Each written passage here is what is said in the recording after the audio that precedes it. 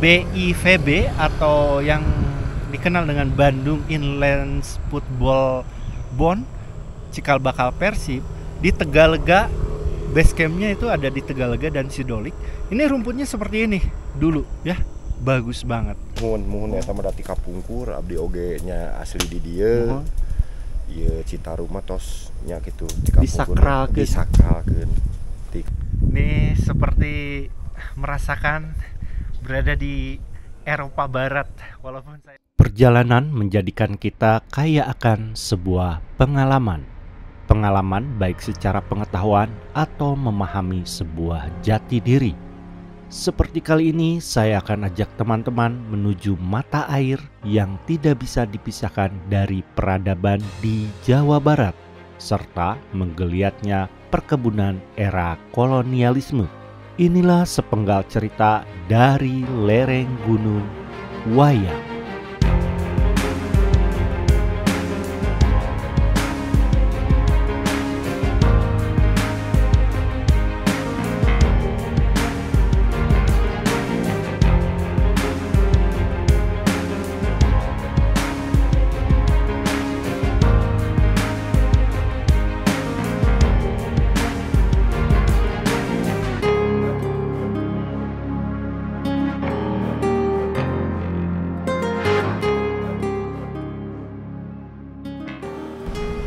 Teman-teman, saya sekarang lagi ada di minimarket ya bareng Bocil. Rencana mau ke kaki Gunung Wayang. Di sana banyak banget pelataran kebun teh, terutama dengan sejarah yang cukup panjang. Jalur yang saya tempuh kali ini yaitu menggunakan jalur Ciparai.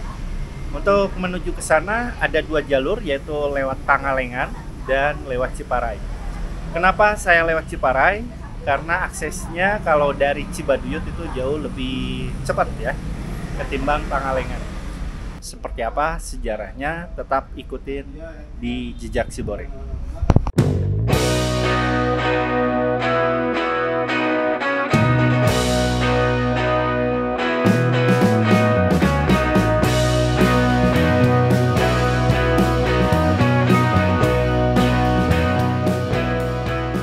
Cuaca nampaknya tidak bersahabat sepanjang perjalanan dari Dayakolot menuju Ciparai, dihiasi awan pekat pertanda mau hujan.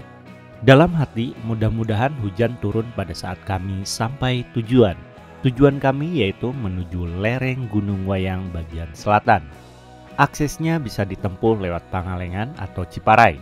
Akses yang kami tempuh saat ini melalui Ciparai, di mana setelah dihitung-hitung jalur ini lebih cepat ketimbang jalur Pangalengan kalau berangkat dari rumah. Buat teman-teman yang mau berwisata ke Gunung Wayang, usahakan hindari jam masuk dan pulang kerja karena area ini memiliki jalanan yang kecil disertai volume kendaraan yang cukup banyak. Seperti saya berangkat di atas jam 8 pagi.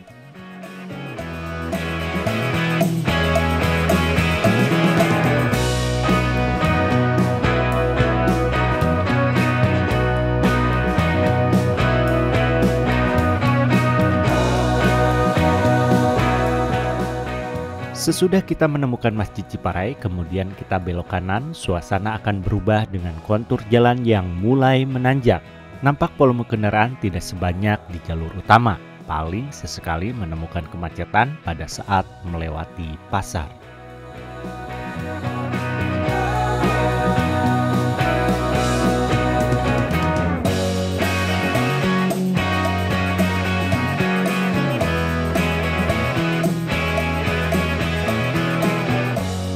Akhirnya kami sampai di Kecamatan Kertasari. Suasana langsung berubah, yang tadinya udara cukup panas, di sini udara sangat dingin. Yang tadinya dikelilingi perumahan warga, di sini akan disuguhkan panorama alam yang indah.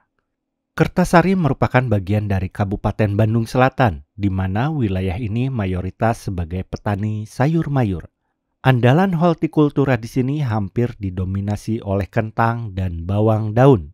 Pertanian di sini memberikan dampak atas ketersediaan palawija di daerah Jawa Barat dan Jakarta. Tetapi yang saya khawatirkan adalah dampak lingkungan. Sering tersiar berita bahwa daerah ini sering terjadi banjir bandang serta ketersediaan air bersih mulai berkurang. Nampak setiap lereng gunung digarap menjadi lahan pertanian, sedangkan yang saya dengar area ini dulu merupakan hutan belantara yang kaya akan primata seperti owa Jawa dan surili. Kemudian bermunculannya sumber mata air yang menjadi sumber kehidupan masyarakat Jawa Barat di bantaran Sungai Citarum. Solusi yang paling tepat adalah penanaman pohon kembali tanpa mengurangi nilai ekonomi masyarakat di sini yang sudah berjalan. Memang tidak mudah, tetapi bisa dirundingkan baik dari pihak pemerintah atau masyarakat sekitar. Supaya manfaat dari alam bukan dihabiskan hari ini saja, tetapi bisa dimanfaatkan juga oleh anak cucu kita nanti.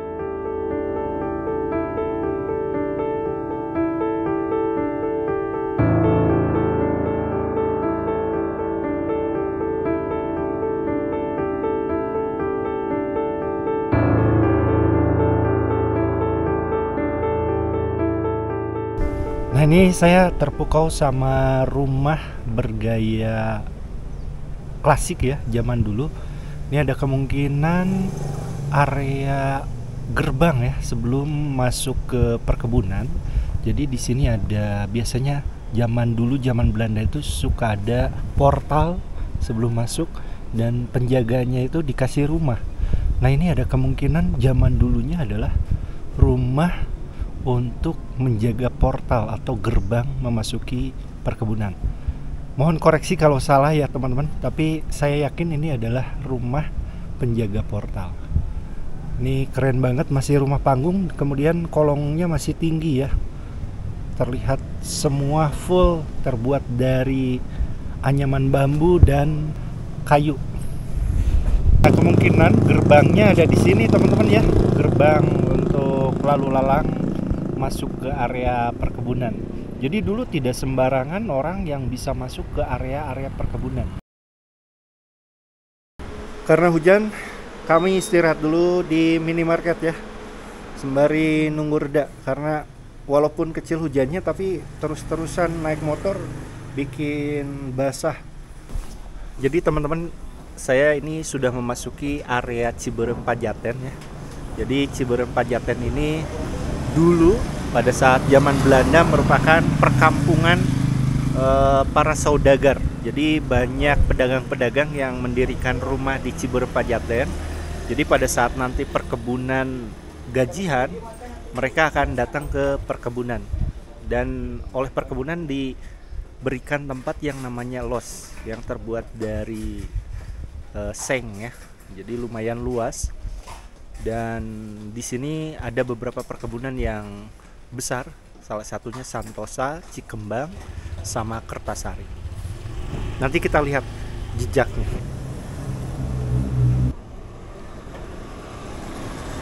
Hujan pun reda dan kami lanjutkan perjalanan. Udara yang dingin menemani perjalanan kami sampai-sampai menusuk tulang. Maklum, suhu di sini kurang lebih 18 derajat. Sesuatu yang wajar kalau di sini udara sangat dingin. Area Kertasari sendiri memiliki ketinggian berkisar antara 1.300 sampai 1.600 mdpl. Nah, kita akan berbicara sejarah jalur ini. Jauh sebelum pemukiman di sini berdiri, pada saat itu Belanda membangun 2 jalur utama yang menghubungkan Bandung Kertasari, diantaranya melewati Pangalengan dan Ciparai. Untuk jalur Pangalengan terhubung ke Kertasari berbarengan dengan pembukaan lahan perkebunan Santosa tahun 1897. Sedangkan untuk jalur Ciparai berkisar antara 1908 dengan melewati Pacet menggunakan jalur perkebunan teh Arjasari Banjaran yang didirikan oleh keluarga Kerkhoven. Tentunya jalur ini dulu sangat sepi dengan kontur jalanan bebatuan. Nah, sekarang kita berbicara bagaimana masyarakat zaman dulu, apakah sudah mengetahui jalur ini? Kalau dilihat dari keberadaan mata air Citarum, masyarakat Krapyak atau Dayakolot sudah mengetahui akses menuju ke sini jauh sebelum Belanda datang, tetapi masih menggunakan jalan setapak dengan menyusuri sungai. Itu bisa terlihat dari kebiasaan masyarakat zaman dulu yang selalu mencari sumber mata air untuk ritual mensucikan diri. Sumber mata air Citarum sampai sekarang menjadi tempat yang disakralkan baik masyarakat Kertasari atau warga Jawa Barat sendiri. Nah, saya akan ajak teman-teman ke sumber mata air yang menjadi cikal bakal sumber kehidupan masyarakat Jawa Barat tempo dulu.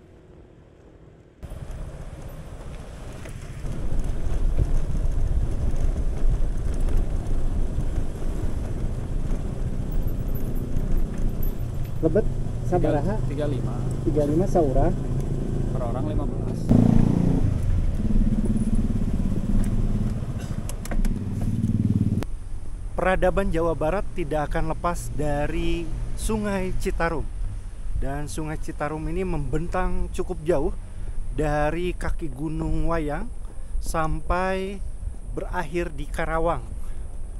Bendungan-bendungan pun dibangun baik pada saat masa sekarang atau pada saat zaman kolonial Belanda. Nah, saya sekarang berada di pusat 0 km dari sumber mata air Citarum dan tidak jauh dari area Kertasari ya, Ciberem Pajaten. Nah, kita akan menelusuri 0 km Sungai Citarum. Nah, ini agak lumayan teman-teman, dari parkiran menuju 0 kilometernya kurang lebih 500 meter. Untuk biaya masuk, karena ini sudah menjadi tempat wisata, untuk biaya masuk yaitu 15.000 per orang.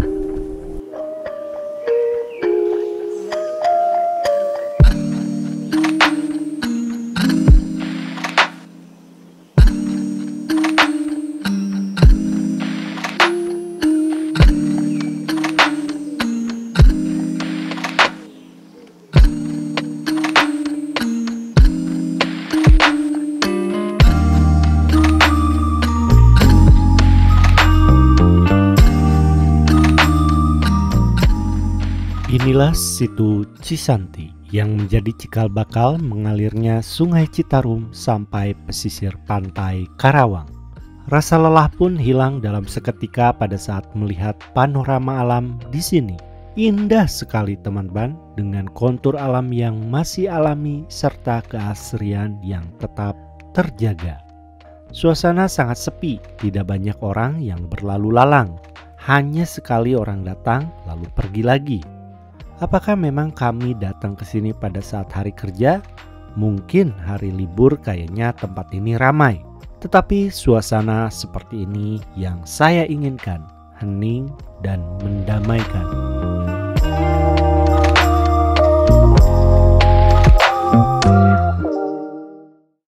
Jadi ada cerita menarik teman-teman di daerah sini. Tepatnya ya ini masih area Cisanti. Jadi dulu masa gerombolan, jadi banyak gerombolan yang ditangkap waktu itu.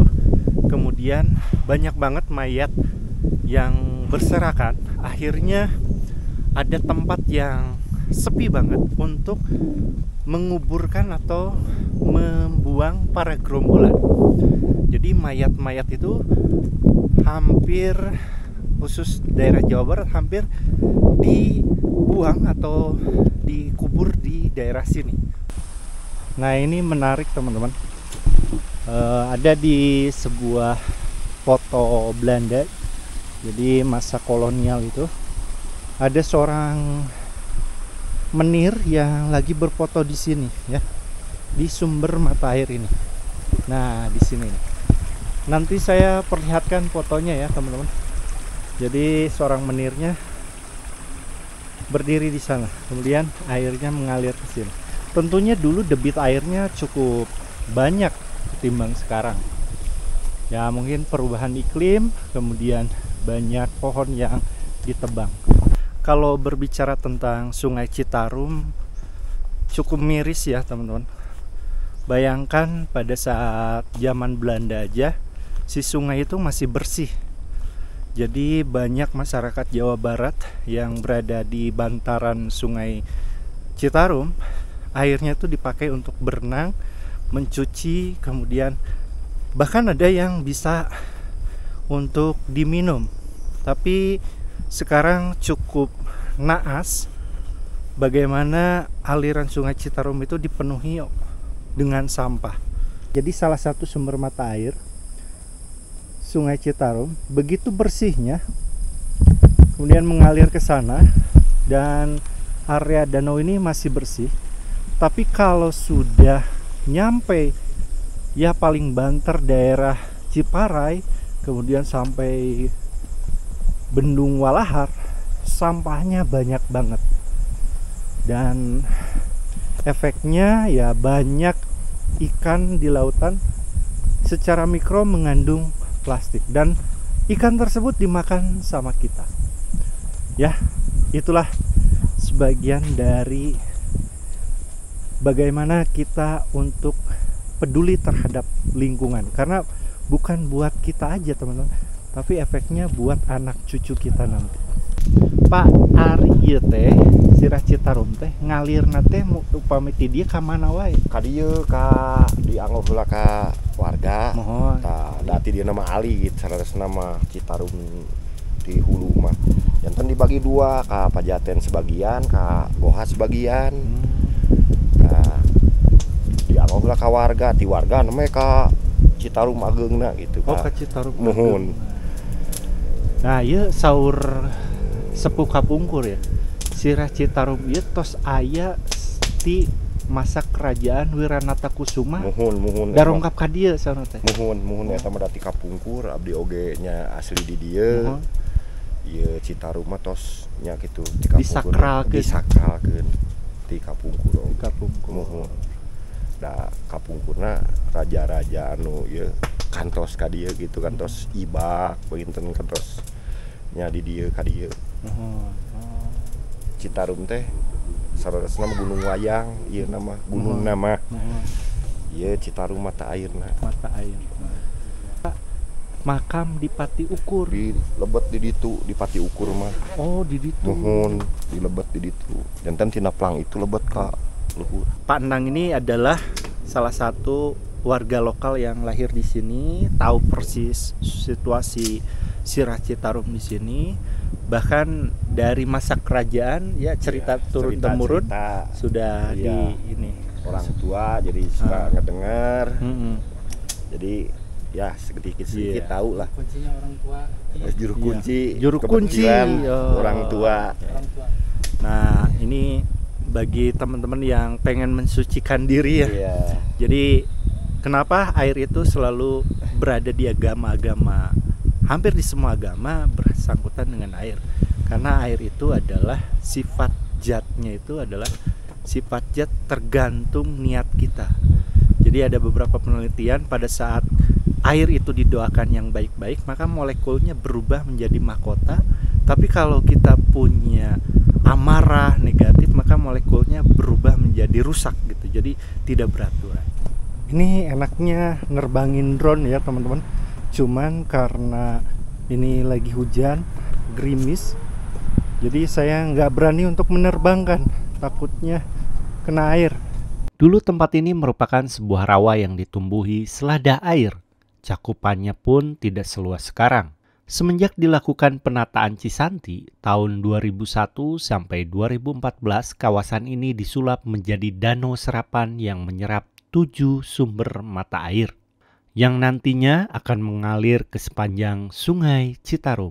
Di antaranya mata air Pangsiraman, Cikahuripan, Cikawedukan, Koleberes, Cihaniwung, Cisadane, dan Cisanti.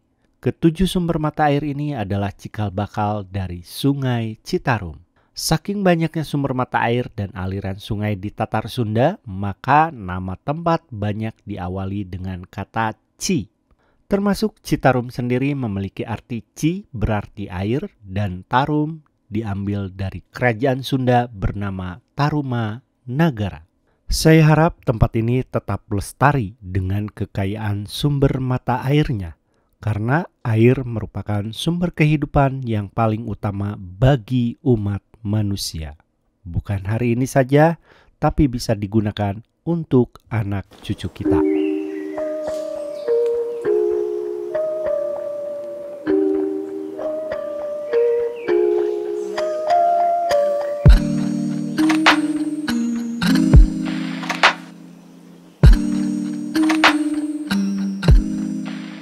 Saya sekarang berada di perbatasan antara area Cisanti, situ Cisanti, dengan di belakang saya ini area perkebunan Cikembang.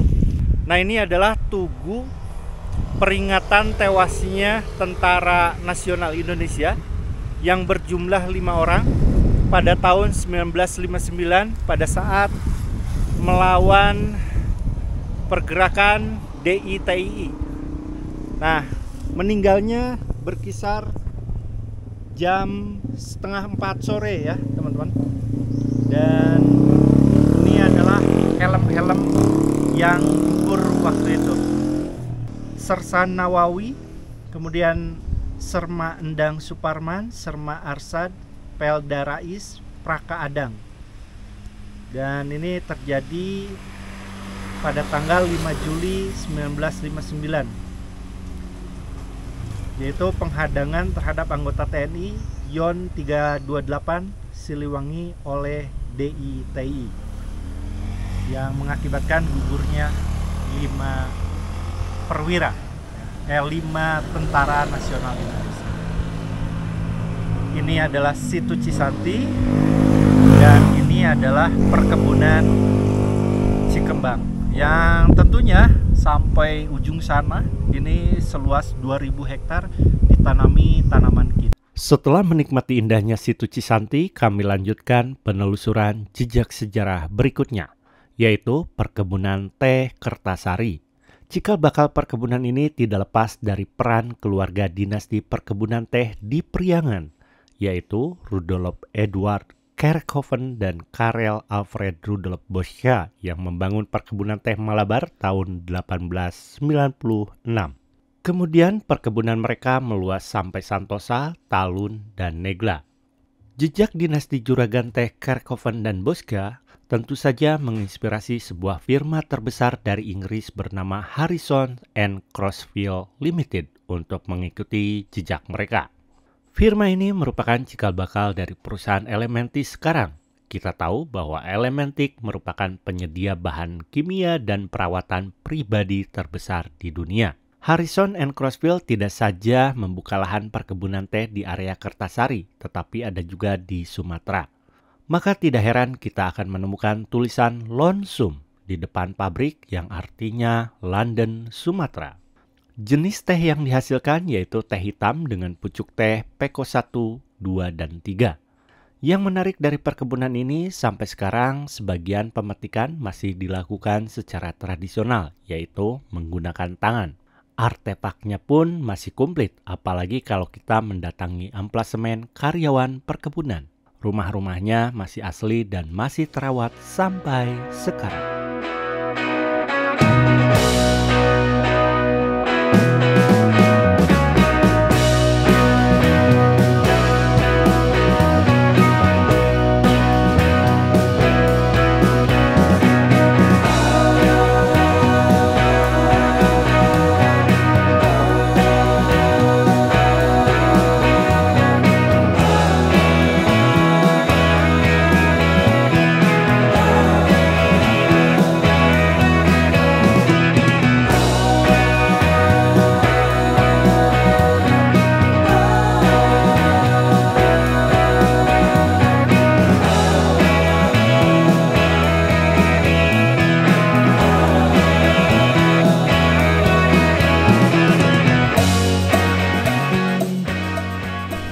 Teman-teman, di belakang saya ini merupakan pabrik teh Kertasari, sekarang terkenal dengan teh celup Kahuripan. Pabrik ini didirikan tahun 1920 ya.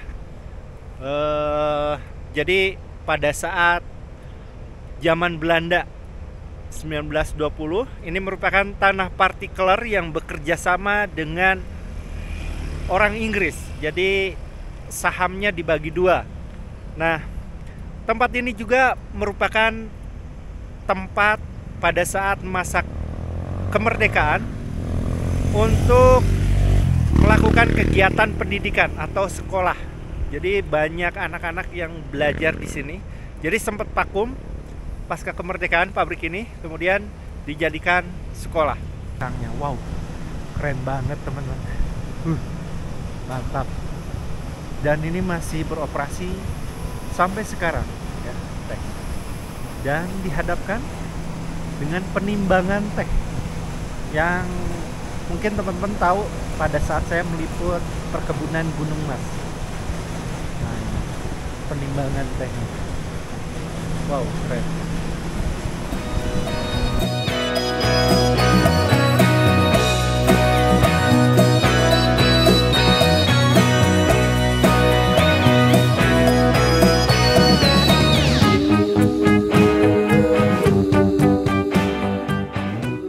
Nah, teman-teman, di sini juga kita lihat ada beberapa traktor, kemudian stum, kemudian bagian roll atau penggilingan teh dipajang tepat di depan pabrik.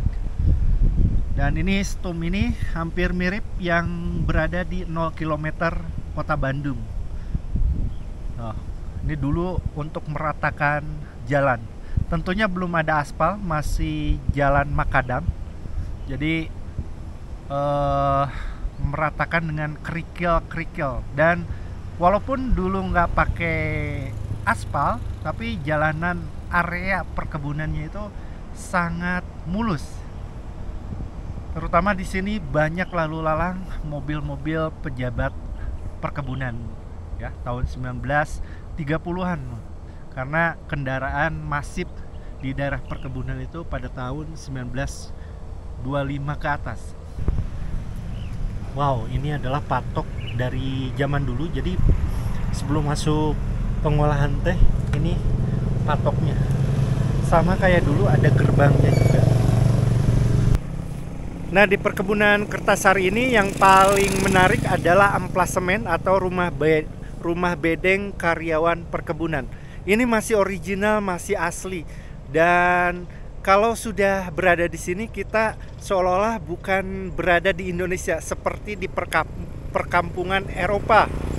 Nanti saya tunjukkan bagaimana suasana perumahan bedeng ya, yang mirip di Eropa.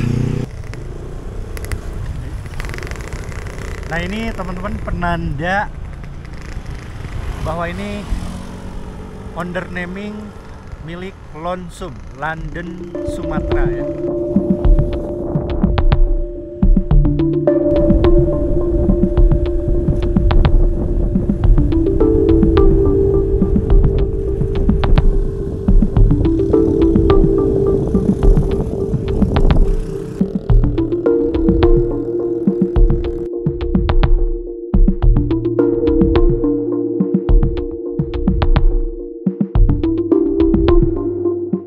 Lapang sepak bolanya bagus banget teman-teman. Lihat rumputnya ya. Dan tentunya rumputnya masih dipertahankan. Karena rumput-rumput zaman Belanda itu seperti ini. Waktu pendirian BIVB atau yang dikenal dengan Bandung Inland Football Bond, cikal bakal Persib, di Tegalega, base campnya itu ada di Tegalega dan Sidolik. Ini rumputnya seperti ini dulu ya, bagus banget. Nah teman-teman, saya akan tunjukkan amplasemen atau rumah pegawai perkebunan teh Kertasari. Dari zaman Belanda sampai sekarang rumahnya tidak pernah dirubah, masih otentik. Kita lihat. Nah ini ya, dengan cat warna putihnya, kemudian bambu kepang yang dilapisi kapur. Ini seperti bukan berada di Jawa Barat. Ini seperti merasakan berada di Eropa Barat, walaupun saya belum pernah. Di sini masih menggunakan tungku perapian ya teman-teman. Jadi ada beberapa cerobong asap yang masih dipergunakan. Contohnya itu cerobong asap dari masa ke masa masih ada. Ini merupakan area dapur, kemudian ada area ruang tengah dan 2 kamar. Nah ini saya temukan bekas jamban atau kamar mandi bersama yang dikhususkan untuk para pegawai perkebunan. Ini ada sumurnya, masih bagus kualitas airnya dan dangkal, nggak terlalu dalam. Kemudian ini adalah baknya. Ini banyak banget para karyawan yang mandi di sini. Ini pancurannya, saya waktu kecil sempat mengalami pancuran kayak gitu. Oke. Mana ada lagi? Oh iya, itu cerobong asap. Karena mungkin banyak pegawai yang sudah membangun kamar mandi di dalam, jadi jamban umum ini sudah banyak saya temukan di bedeng-bedeng sudah tidak terpakai. Ada satu jamban umum yang masih dipakai ya, yaitu perkebunan Sinumbra. Jadi karyawannya masih menggunakan jamban umum. Ini suasananya enak banget teman-teman, adem ya, dan jarang menemukan bangunan permanen di sini. Saya belum pernah menemukan bedeng yang masih original, masih asli dari zaman dulu. Baru saya bisa temukan di daerah Kertasari, tepatnya di perkebunan teh Kertasari. Dan nampaknya area perkebunan ini masih dirawat ya sampai ke amplasemennya. Dan kemudian orang Ciberem Pajaten itu kan aktivitasnya sebagai pedagang pada saat perkebunan gajian, dan pihak perkebunan juga menyediakan los atau tempat untuk berdagang pada saat karyawan perkebunan mendapatkan upah. Ini nih losnya. Nah, ini adalah tempat jual beli yang tentunya sudah ada 1 abad yang lalu. Dan penyangganya masih menggunakan kayu. Kemudian bata pondasinya ini kuat banget ya. Ini salah satu tempat yang disediakan oleh para pejabat perkebunan apabila orang luar mau berdagang di sini. Jadi zaman dulu banyak yang berdagang di sini. Nah, pakai seri. Sekolah di mana? Palidito. Oh, Palidito sekolah. Sok Meng Balde. Itulah teman-teman liputan saya di perkebunan Kertasari. Sangat mengesankan, sangat menyenangkan, karena dari zaman dulu sampai sekarang suasananya tidak berubah di perkebunan ini. Dan perlu diketahui teman-teman, perkebunan ini terawat dengan baik ya. Antara amplasemen para pejabat dan para pemetik teh ini masih mengandalkan atau masih mempertahankan gaya lama. Paling gitu aja teman-teman liputan kali ini di area kaki Gunung Wayang. Kita sekarang akan berlanjut lagi ke area selatan, dan saya harapkan teman-teman terus nonton Jejak Siborik dan jangan lupa subscribe, komen, dan like. See you, bye-bye. Share-nya jangan lupa. Kawasan Gunung Wayang merupakan daerah yang subur akan tanahnya. Kesuburan ini menjadi magnet bagi orang-orang yang mencari ketenangan, kekayaan, juga spiritual. Bukti artefak di sini seolah bercerita dari waktu ke waktu, dari mulai kerajaan Sunda sampai kedatangan bangsa Eropa. Sepanjang perjalanan saya melihat kontur alam yang bervariasi dari mulai kebun sayur mayur, hutan lindung, sampai pelataran kebun teh. Tetapi ada hati yang menyayat saat melihat lereng Gunung Wayang dan Artavela berubah menjadi ladang pertanian yang luas. Desakan ekonomi dan masalah perut menjadikan alasan hutan di sini dibabat hampir tidak tersisa. Sedangkan ada pepatah masyarakat Sunda dulu yang berbunyi, gunung teu meunang dilebur, lebak temenang diruksak, tatangkalan di leuweung teh kudu dipupusti, leuweung ruksak cai beak manusa balangsak. Yang mengandung arti gunung tidak boleh dihancurkan, lembah atau sumber air tidak boleh dirusak, pepohonan di hutan harus dihormati, hutan rusak maka air habis, manusia akan sengsara. Itulah pepatah orang tua dulu yang selalu kita dengar sebagai orang Sunda. Bukan berarti membangkitkan kolonialisme. Kita ambil contoh, orang Eropa juga sama membabat alas atau hutan. Tetapi orang Eropa tahu apa yang mereka tanam di lereng gunung. Mereka hanya menanam teh, kopi, dan kina. Selain menghasilkan nilai ekonomi jangka panjang, tanaman ini sebagai cakar ayam pada saat hujan menggempur lereng gunung. Maka dari itu di setiap perkebunan teh, kina, dan kopi jarang sekali terdengar longsor, bahkan banjir bandang. Ini merupakan sebuah pelajaran bagi kita semua, bagaimana alam sudah berbaik hati memberikan apa yang kita mau. Sebaliknya, kita juga semestinya merawat alam itu sendiri untuk anak cucu kita.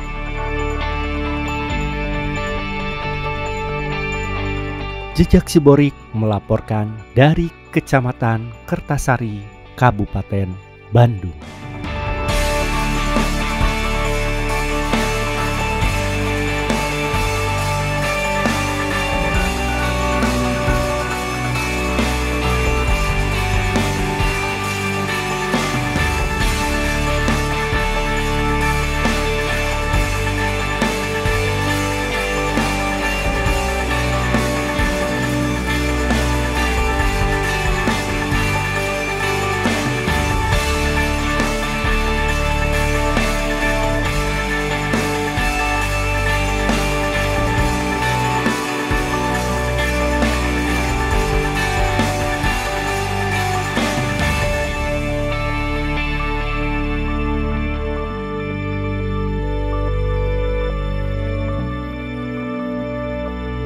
Baik teman-teman, saya sekarang sudah sampai di area perkebunan Santosa, tepat di Desa Santosa. Jadi ini adalah area perkebunan yang menjadi cikal bakal rencana dibangunnya jalur kereta api Majalaya Santosa. Karena terjadi krisis global yang disebut dengan krisis Malais dari 1928 sampai 1938, akhirnya rencana pembangunan jalur kereta api dihentikan. Nah, kita akan bahas mengenai sejarah perkebunan Santosa.